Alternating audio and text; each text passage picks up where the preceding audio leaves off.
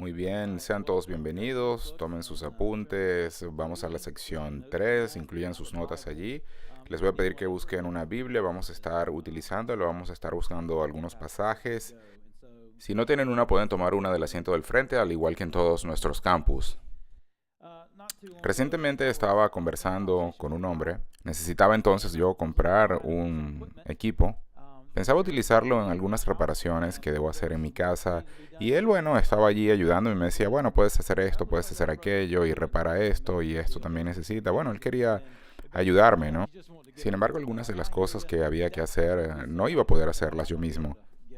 En ese momento de la conversación, el hombre me dice, claro, tienes que cambiar una cerca, tienes que poder hacerlo.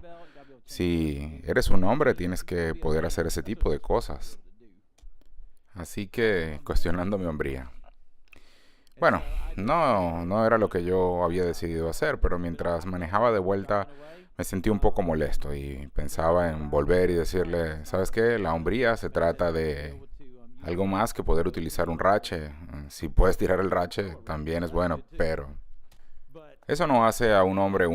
El poder arreglar algo, el poder cazar, el poder pescar.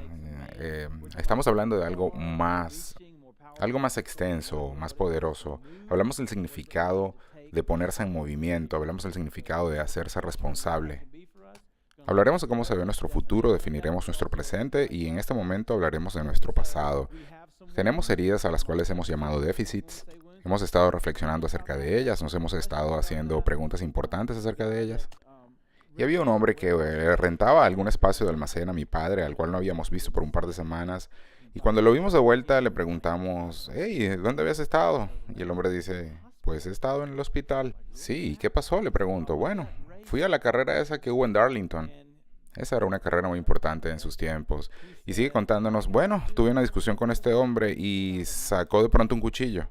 Empezó a gritarme y yo le gritaba de vuelta y yo no le iba a tener miedo con ese cuchillo, cuchillo así como un gancho y empezaba a pasarlo y pa, y le daba y le daba y le daba y yo me retrocedía y él pasaba el cuchillo y pasaba el cuchillo y yo brincaba hacia atrás hasta que de pronto el hombre llega y tira el cuchillo para atrás y se va riendo y yo cuando me veo, ¡wow!, lleno de sangre. Cada vez que el hombre pasaba el cuchillo frente a mí me había cortado y yo ni siquiera lo había sentido, así que me estaba recuperando de eso. Él tenía una boca muy grande que a veces lo metía en problemas, así que bueno, como él podemos haber estado heridos y no nos damos cuenta. Hablamos de los retos de la masculinidad en Génesis 3. Echen un vistazo a sus apuntes y llénenlos ya que nos estamos recuperando. Y estamos resumiendo lo que ya hemos visto. Decimos que la pasividad es el pecado fundamental del hombre. El liderazgo es la responsabilidad principal de un hombre y para el momento en el que terminemos este tiempo juntos, esperamos que estas ideas estén en su mente y que no tengan que esforzarse para poder traerlas. Por eso lo escribimos una y otra vez. Así que la pasividad es el pecado principal del hombre y la responsabilidad principal del hombre es el liderazgo. Definimos la hombría en este momento y es una definición que usaremos. Debemos rechazar la pasividad. Tenemos la tentación de quedarnos allí mirando, viendo cómo las cosas evolucionan, viendo cómo las cosas fluyen, viendo cómo las cosas se desatan, pero no queremos hacer eso, no queremos solo mirar, queremos rechazar eso. Queremos vivir de tal manera que la gente alrededor nuestro confíe tanto en nosotros que pueda orientar su vida a partir de nuestro comportamiento. Tu esposa, tus hijos, amigos, que confíen tanto en ti que te puedan usar como un ancla, como un punto de referencia confiable. Que seas un líder valiente, que cuando haya falta de claridad, que cuando haya niebla, que cuando esté todo oscuro, que justo ahí seamos capaces de movernos. De hecho, esa es la marca de la masculinidad. Que aunque no sepamos exactamente lo que vamos a hacer, y no digo que seamos imprudentes, sigamos en movimiento, sigamos buscando consejos, sigamos tomando decisiones, sigamos avanzando aun cuando está oscuro. Luego esperar la recompensa de Dios, aprender a llevar responsabilidad sabiendo aún que me costará algo. Y sabiendo que Dios se encargará de todo, que Él redimirá eso para nosotros y que lo traerá de vuelta a nosotros. Esta semana pasamos por momentos difíciles en mi familia. El verano pasado tomé una decisión para la escuela de uno de mis hijos y a medida que el tiempo ha venido pasando, a medida que han venido sucediendo las cosas, parece que esa decisión que tomé en ese momento hoy va a tener efectos muy negativos para uno de mis hijos. Y lo hemos estado pensando y tal vez para el momento en el que tomé la decisión fue la mejor que pude haber tomado. Las cosas no iban bien y pensé, bueno, esto es lo que vamos a hacer. dejamos algo y más tarde leyendo el manual de los alumnos y pensé, oh, esa decisión nos va a traer consecuencias. Eso fue muy tarde. Luego, al otro día, bien temprano en la mañana, Vicky me dice, ¿tú te habías dado cuenta de esto? Y yo le digo, pues no, no lo había visto. Así que todo indica que he creado un gran problema para uno de mis hijos. Bueno, y voy al cuarto en ese momento, empiezo a ponerme la ropa. Y eso era muy temprano, eran como las 6:30 de la mañana. Y Vicky me dice, ¿a dónde vas? Y yo le digo, voy a hablar con el director de la escuela. Me estoy vistiendo y ella me dice, él no te va a atender ahora, tienes que hacer una cita. Bueno, lo veo y hago la cita. Me va a tener que decir que no me puede atender al menos. Tengo que intentarlo. Eso es mi responsabilidad. Tengo que encargarme de eso. Así que mientras manejaba le decía, Señor, por favor, no permitas que mis decisiones bien intencionadas afecten negativamente a mi hijo, que ha luchado tan duro para hacer algo, para obtener algo. Y a todo esto yo pensaba, Señor, por favor, ayúdame, ayúdame.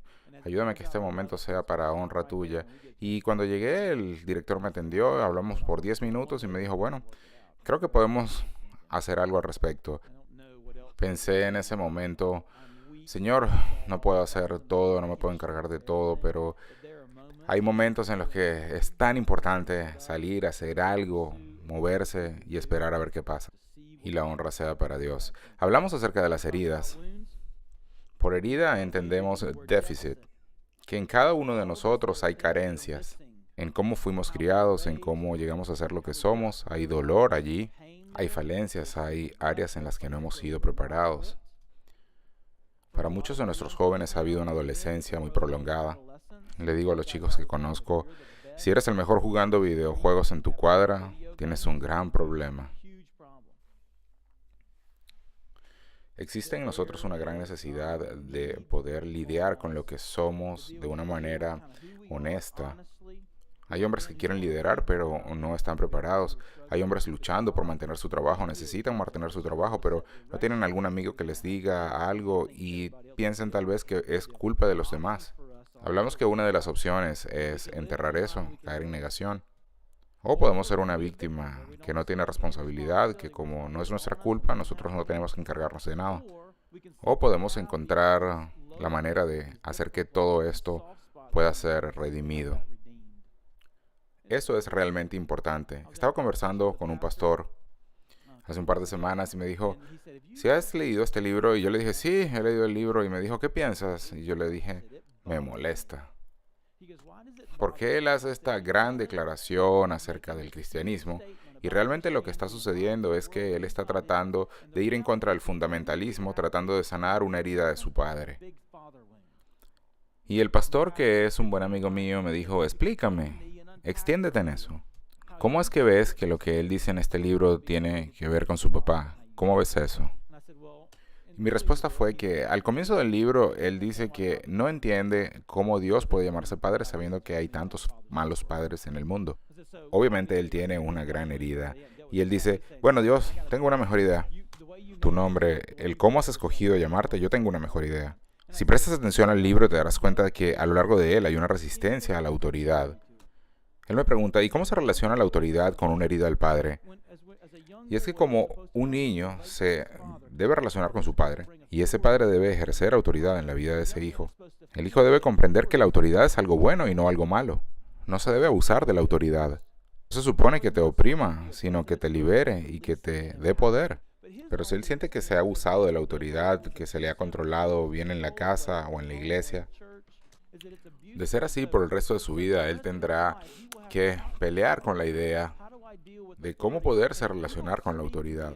Si no hay entre nosotros una relación en la que yo pueda confiar, no puedo recibir nada autoritario de parte de ti. Yo necesito poder entrar en un cuarto o leer un libro, oír algo y poder tener autoridad sobre mí proveniente de eso sin que haya una gran relación. Y se supone que los padres establezcan esto desde temprano en la vida. En nuestra cultura eso nos hace falta a muchos de nosotros, así que ser una víctima o caer en la negación no es una opción para nosotros. Hablemos de lo que significa seguir adelante. Permítanme darles 6 cosas en las que debemos seguir trabajando y un par de ellas son, bueno, más de un par de ellas.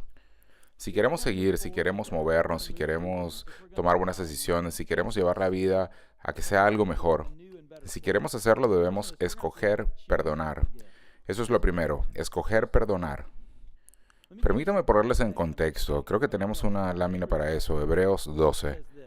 Además, tuvimos padres terrenales para disciplinarnos y los respetábamos, con cuánta más razón no estaremos sujetos al Padre de nuestros espíritus y viviremos. Y la idea es esta, si tenemos a padres que están sobre nosotros por una temporada, haciendo lo mejor que pueden, pero Dios siempre es bueno. El verso explica que tenemos padres por un tiempo, padres terrenales, que sucede, hacen lo mejor que pueden. El padre promedio hace lo mejor que puede.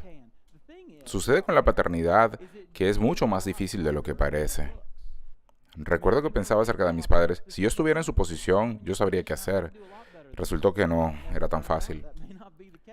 Así que para mí, el crecer en una familia que tenía sus problemas y que a veces las cosas se ponían confusas, con muchas cosas buenas también.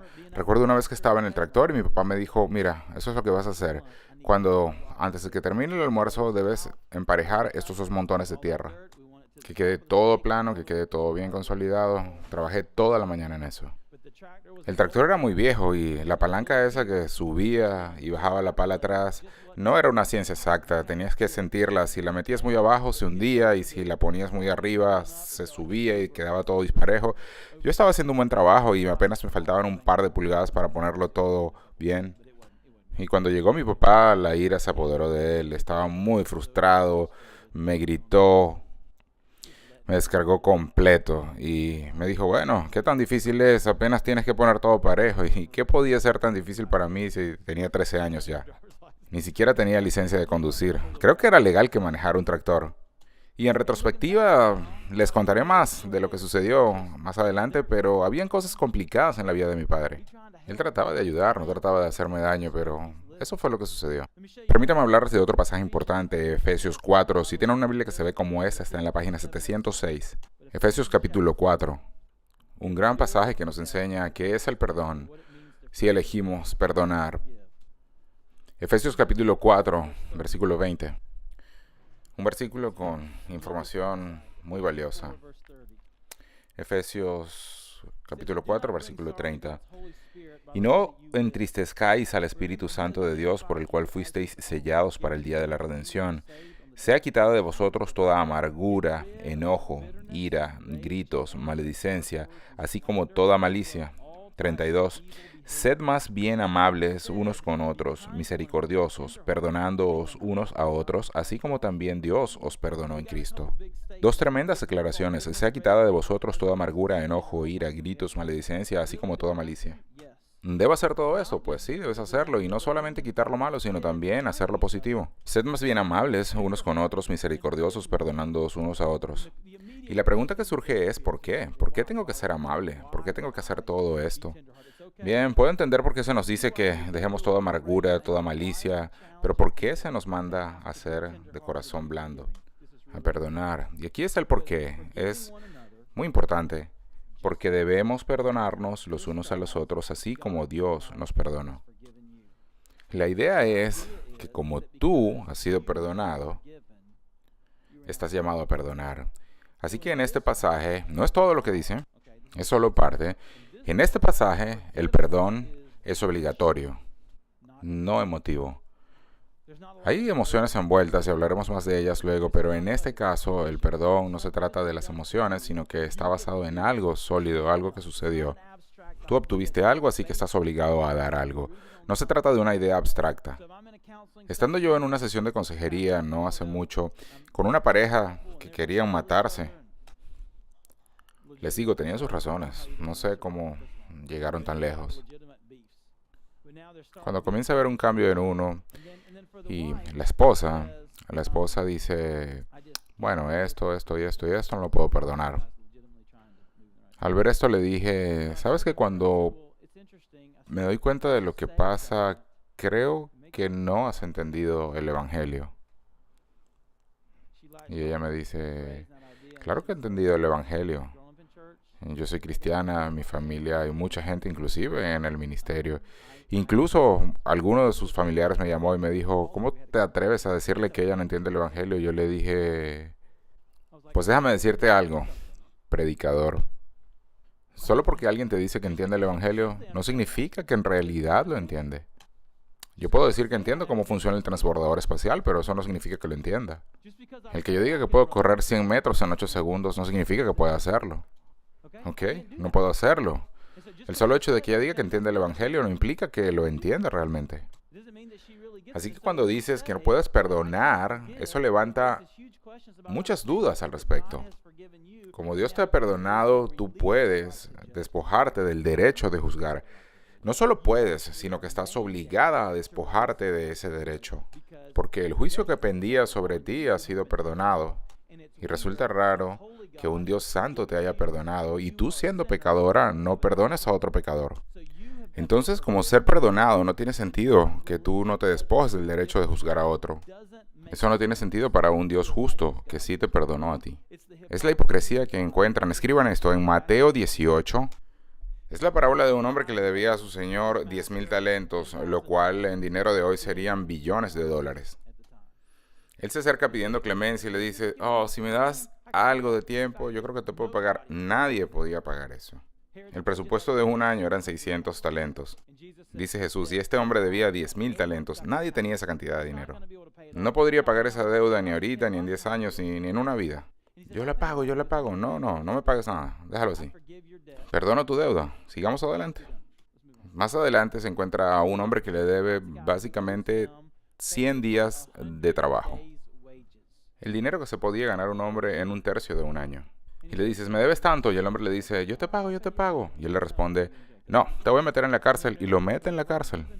Y el asunto es este, te fueron perdonados 10,000 talentos, más de lo que cualquiera pudiera llegar a comprender, y tú no eres capaz de perdonar eso. Y cuando el Señor se entera de esta situación, dice, es raro, es hipócrita, el que yo te haya perdonado esa enorme suma y tú no le perdones a Él. Y eso es lo más difícil acerca del perdón, que yo soy más pecador que cualquiera que peca contra mí. El asunto es que yo le debo más a Dios de lo que cualquiera me puede llegar a deber a mí. Es hipócrita entonces que yo no perdone. Jesús diría, si le vendes un auto a alguien y él lo choca, lo destroza y pasa esto y él no te paga, rompe el acuerdo que tenían y decide no pagarte. Vas a Jesús y le dices, fíjate, yo le di el auto, se suponía que me pagara, él destruye el auto y además no me paga, ¿qué debo hacer? Responde Jesús, déjalo así, perdona la deuda. Y le dices, ¿y cómo puede ser eso de que yo deje todo así y le perdone la deuda? ¿De verdad esperas que haga eso? Y Jesús dice, exactamente eso es lo que espero que hagas. ¿Por qué esperas que me desprenda del carro y le perdone la deuda? La razón, responde Jesús, es que yo acabo de pagar tu casa. Dice Jesús, si yo me he tomado la molestia de pagar tu casa, de pagar tu hipoteca, ahora te pido que perdones esa deuda. Sería raro que no pagaras esa deuda. Yo acabo de pagar la hipoteca de tu casa. He ahí la razón por la que Jesús puede hacer afirmaciones tan atrevidas. Y eso tiene un significado. El significado inicial es que aun cuando tu padre te ha herido, aun habiendo hecho su mejor esfuerzo y habiendo cometido errores, Él no se ha acercado a ofenderte tanto como tú has ofendido a Dios. No vas a tener que esforzarte más para perdonarlo a Él de lo que Dios se esforzó para perdonarte a ti. Cuando dices orgullosamente, yo no voy a perdonar a esta persona, bien sea a tu esposo, a tu esposa, a tu papá, a tu hijo. Si yo digo orgullosamente, no voy a perdonar a esa persona porque me hizo mucho daño, eso demuestra que no has entendido lo que Jesús hizo en la cruz por ti. Te estás autoexaltando, te estás idolatrando a ti mismo. Estás diciendo, yo me merezco, yo exijo, yo quiero esto, y por otro lado estás diciendo, pues bueno, no perdono a nadie. Eso es muy, muy malo y Dios nos juzgará por eso.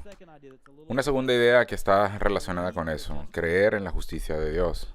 Creer en la justicia de Dios. Y permítame darles un pasaje interesante al respecto. Y eso se pone un poco denso. Romanos 12. Si tienen esta Biblia, la página es 682. Romanos 12.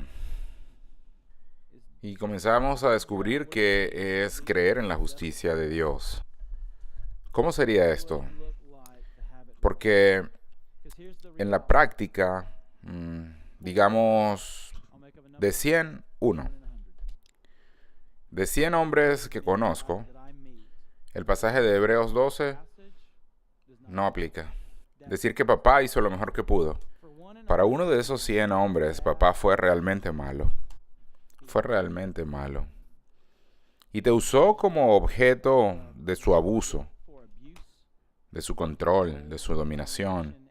Y hubo abuso físico, emocional y mental. Y todo fue a propósito. Así que, ¿qué vas a hacer al respecto?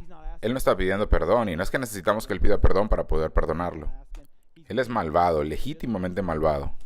En ocasiones escucho historias que me estremecen. Las escucho, pero me estremecen el alma. Personas muy malas.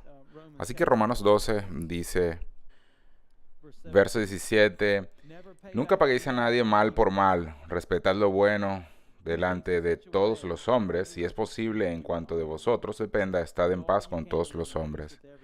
No dice acá que vivamos como si las cosas no hubieran pasado. No habla de negación. Da por hecho que la persona sufrió un mal. Toma como cierto el sufrimiento de algún mal. Dice el versículo 19, amados, nunca os venguéis, asumiendo que la venganza sería la consecuencia del mal sufrido, sino dad lugar a la ira de Dios. Así que, ¿quién más está molesto? Dios. Mía es la venganza, citando al Señor. Mía es la venganza, yo pagaré, dice el Señor. Pero si tu enemigo tiene hambre, dale de comer, y si tiene sed, dale de beber, porque haciendo esto, carbones encendidos amontonará sobre su cabeza. Ahí no dice, si has sufrido, bueno, sencillamente te tienes que olvidar de eso.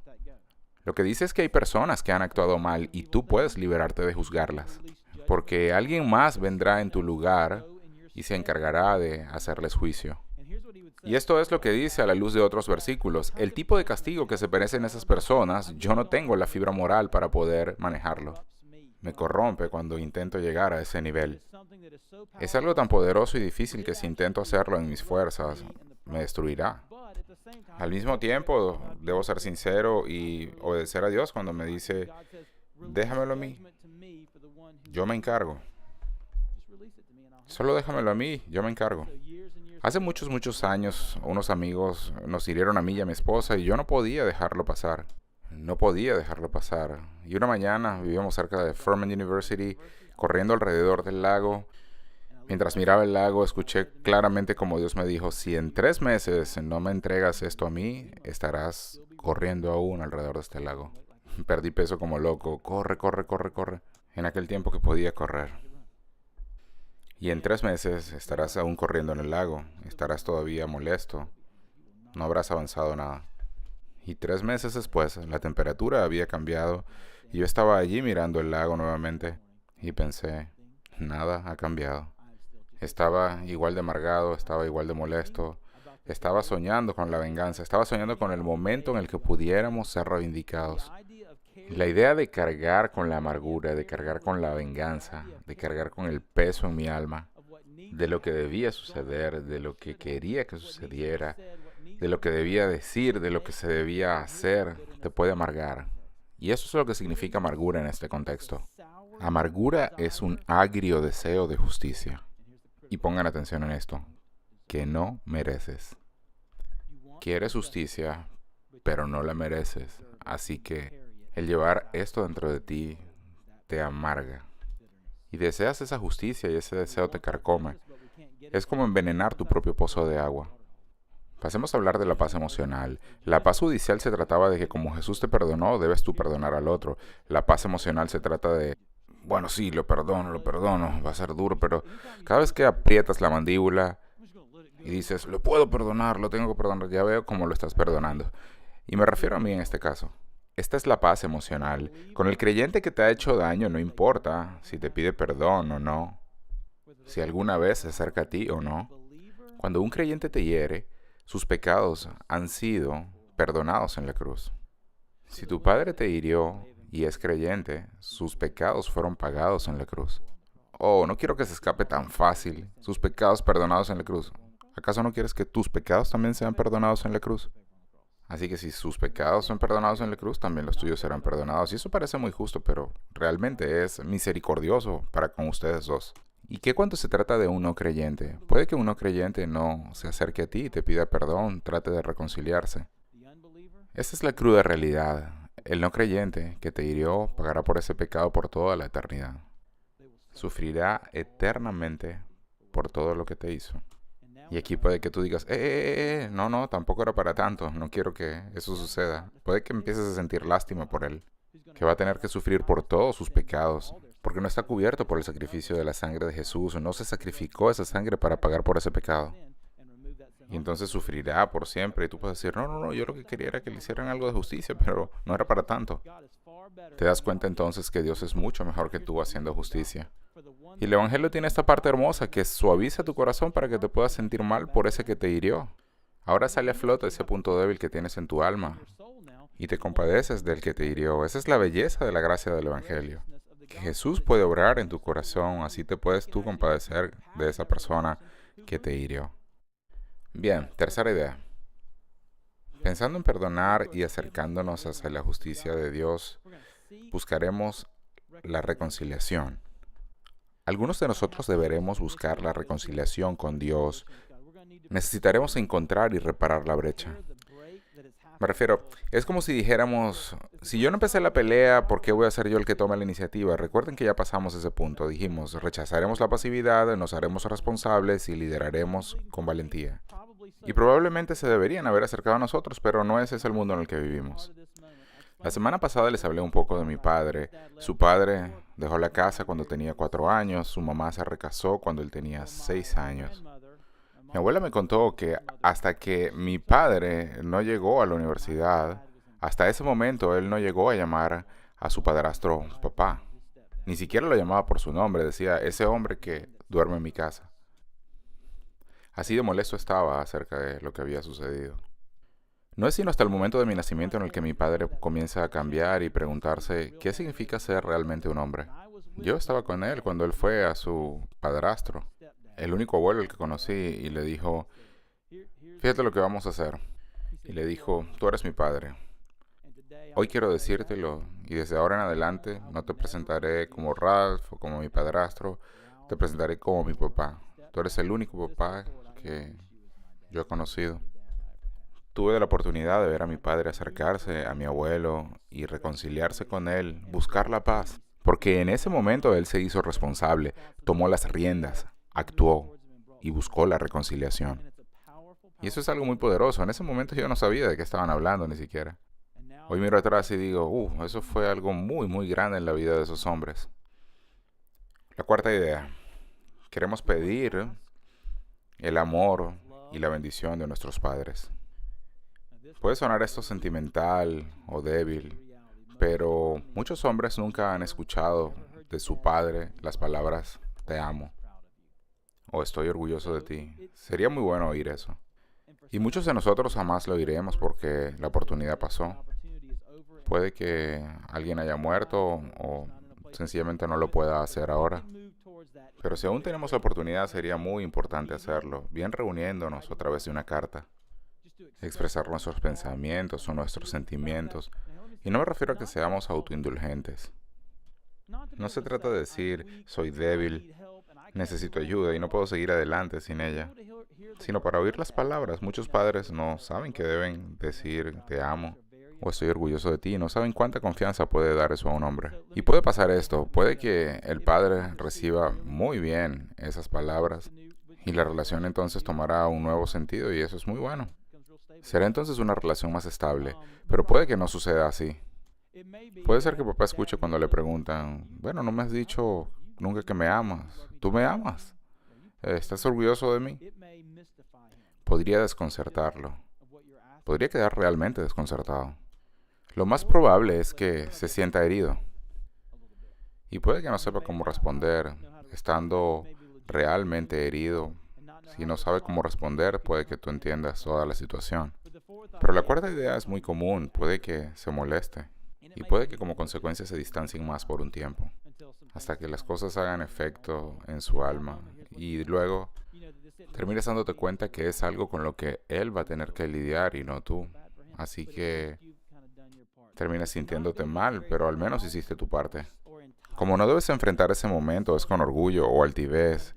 Muchos de nosotros hicimos cosas tontas cuando jóvenes. Deberías preguntar tal vez, padre, ¿Crees que haya hecho yo algo que trajo vergüenza a mi familia o que te avergonzó a ti? Cuando tenemos 20 años, muchas veces hacemos cosas de las que no nos responsabilizamos y decimos, son cosas de jóvenes. Dejar de decir, son cosas de jóvenes y hacernos responsables, como lo debe hacer un hombre. La quinta idea, encontrar el amor de tu verdadero padre. Mientras revisamos este material, podemos tener la tendencia de ver a papá como una necesidad máxima, y papá no es una necesidad máxima. Podemos tener la tendencia de idolatrar a nuestros padres, y eso está mal, ya que nuestra suficiencia proviene de Dios. Tenemos una lámina, 2 de Corintios 3, versos 4 al 6. Y esta confianza tenemos hacia Dios por medio de Cristo.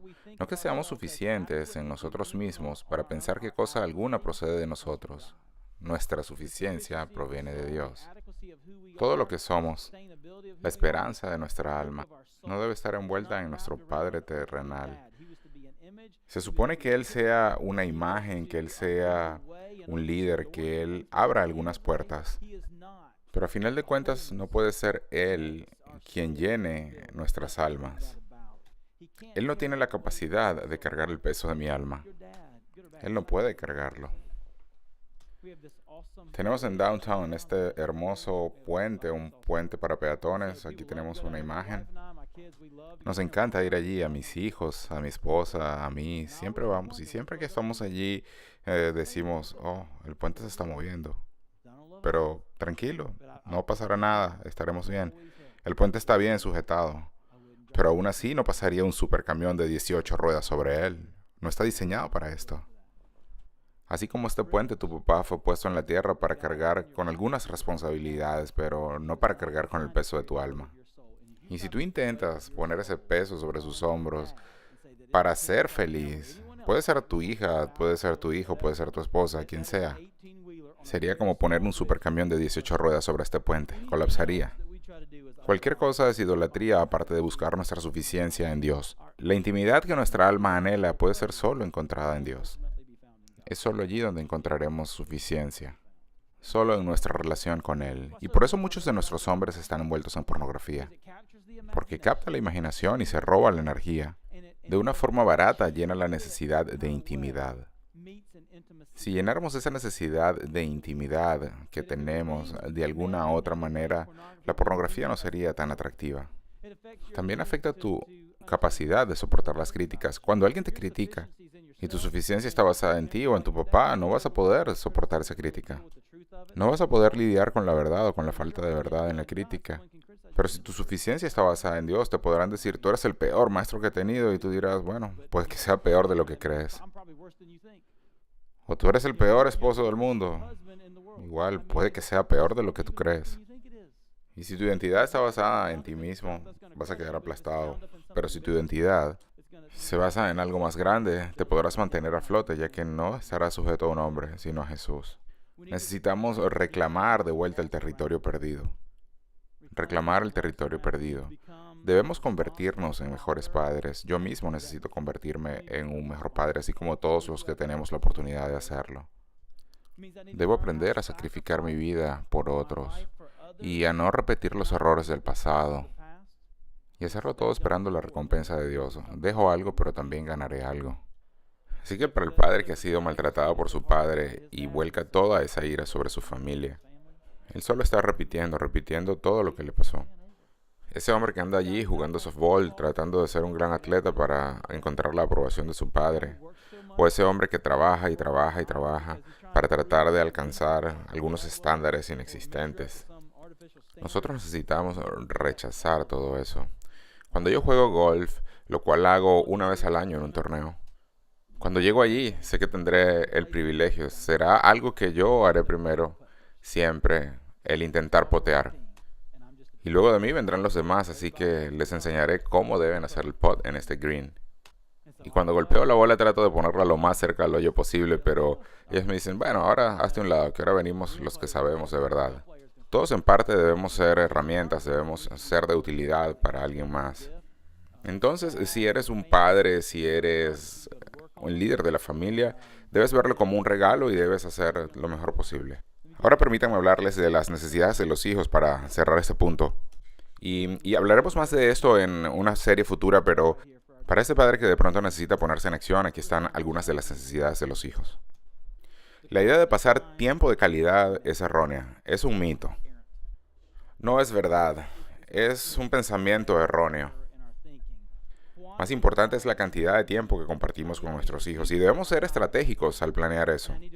Debemos hacer un plan y pensar en detalles como puntos de transición en los que los niños se convierten en hombres.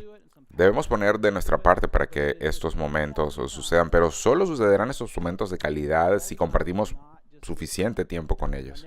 Así que compartimos mucho tiempo y no sabemos cuándo sucederán cosas grandiosas.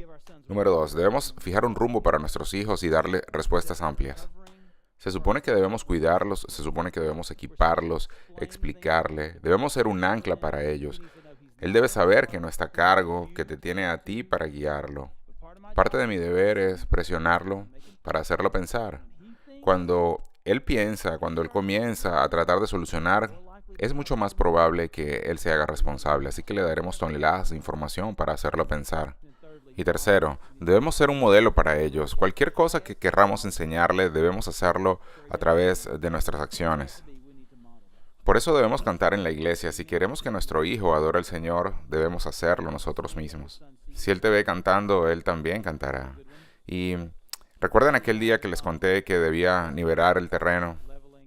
El día que se suponía que dejar el terreno perfectamente plano y llegó mi papá y me descargó. Y yo me quedé pensando, yo creo que no lo puedo hacer mejor. Esto es lo mejor que puedo hacer yo. Mi papá regresó un par de horas después y me dijo, hijo, yo me encargo. Y yo pensé, sí, yo tengo 12 años, yo no puedo hacer esto. No puedo hacerlo como tú. Y él me dice, lo siento. De verdad lo siento. No sé cómo me pude bajar del camión y venir y decirte todo lo que te dije. De verdad lo siento. Yo jamás pude haberlo hecho mejor de lo que tú lo hiciste hoy cuando tenía tu edad. Hoy podría hacerlo mejor, pero no cuando tenía tu edad. Y cuando estas cosas suceden, un muchacho de 12 años dice, bueno, no estoy loco. No soy un fracaso. Tal vez aquí hay un loco. Probablemente él. Al menos me siento aliviado. Hubo una herida en un momento, pero al menos él tuvo la humildad de decir, yo me equivoqué. En muchas ocasiones he debido volver y decirle a mi esposa o a mis hijos, lo siento, actúo mal. Y de esa historia que les acabo de contar ha sido un modelo de cómo actuar para mí. La cuarta cosa, amor, ánimo y bendición. Un hijo necesita que su padre le exprese amor, que lo apoye y que lo bendiga. Debemos abrazarlo, debemos decirle cuán orgullosos estamos de él. Debemos aprender a ser vulnerables, debemos hablar con palabras que vienen de nuestro corazón, no para intentar modificar una conducta, sino para moldear el carácter. Queremos saber quiénes son realmente ellos. Puede que tu hijo no sea igual a ti, puede que sea más listo, puede que sea menos atlético, no importa, sea lo que sea. Sea lo que sea, no se trata de una competencia. Pero sea lo que sea, él es una persona única y debemos aprender a alabarlo por lo que es. Y hay algo importante al respecto, que a veces no logro entender. Cuando tenía 19 años y estaba en mi primer año de la universidad, mi padre estaba grave con un tumor en el centro de su cerebro que había estado allí desde su nacimiento. Había crecido tanto que lo estaba cegando. Entonces en el hospital de Greenville le removieron el tumor y en el medio de la noche debo entrar y mirarlo a este hombre que había sido mi héroe. Lo describí la semana pasada como fuerte. Eso era él para mí, fuerte. Eran las 2 o 3 de la mañana cuando entré y lo vi allí en la camilla. Con solo verlo podías saber que había sido diezmado por la cirugía. Cuando alguien es sometido a este tipo de procedimientos, le colocan 2 sujetadores para mantenerlo tranquilo porque los movimientos que se hacen son muy delicados. Y uno de los agujeros que tenía en la frente había sangrado y la sangre había bajado y se había acumulado en el oído. Eso fue lo primero que vi cuando entré. Vi esa sangre que había corrido y se había acumulado en su oído, se había secado allí. Se veía como muchos de los animales que yo había cazado antes, que sangraban o se habían desangrado para cuando yo llegaba los veía y esa sangre se había acumulado allí, coagulada. Entonces pensé, estoy viendo a un ser mortal. Él es solo un hombre. Eso nunca había pasado por mi cabeza. Este hombre era mortal. Él ya no podría sostenerme. Y no importa qué tan grande fuera él para mí, él no iba a estar allí siempre para sostenerme. Entendí que no podía poner sobre sus hombros la responsabilidad de ser mi Salvador. Para bien o para mal, no podría ser Él alguien en que yo pusiera toda mi esperanza o a quien culpara de todo. Y no fue hasta entonces que comenzó en mi vida toda esta nueva etapa de crecimiento espiritual. Y pienso que no hubiera comenzado, que todo esto no hubiera iniciado si no hubiera llegado el momento en el que me di cuenta de que mi padre era sencillamente un hombre, que no podía hacerse responsable de mi alma. Jesús puede cargar mi alma.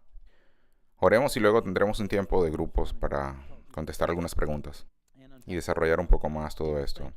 Jesús, gracias por la oportunidad de estudiar tu palabra juntos. Ruego por los hombres, donde quiera que ellos se encuentren, en cualquier situación por la que estén pasando en sus vidas, que no seamos nosotros cargándonos sobre nuestros padres, sino que coloquemos todo nuestro peso sobre ti. Que encontremos en ti nuestra suficiencia, que seas tú sanando y restaurando nuestras almas, que nuestros días como víctima o nuestros días de negación se hayan acabado, que busquemos en ti la redención. Te pedimos, Señor, que nos des esperanza, sabiduría y claridad en nuestras vidas.